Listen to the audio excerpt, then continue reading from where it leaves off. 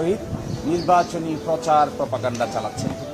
ঢাকা বিশ্ববিদ্যালয় এই ক্ষেত্রে এই নির্বাচনের পরিবেশ তৈরি করতে এবং শেষ পর্যন্ত নির্বাচন অনুষ্ঠান করে ছাত্রদের ভোট অনুযায়ী যে যাকে ইচ্ছা তাকে প্রার্থী নির্ধারণ করে ভোট দিবে, এই ব্যাপারে ঢাকা বিশ্ববিদ্যালয় বদ্ধপরিকর।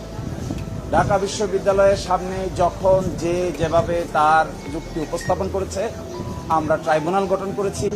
ট্রাইব্যুনালের পরে প্রেসিডেন্টের কাছে যারা আপিল করেছে, প্রেসিডেন্টের আপিল নিষ্পত্তি করেছি।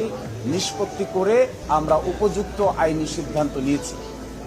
ঢাকা বিশ্ববিদ্যালয়ের কাছে কোনো দরখাস্ত না করে যে রিট পিটিশনকারী সরাসরি হাইকোর্টে রিট পিটিশন করেছিলেন, আমরা আর্গুমেন্টে বলেছিলাম যে তার রিট আবেদন মোটেও চলনসই কোনো আবেদন নয়।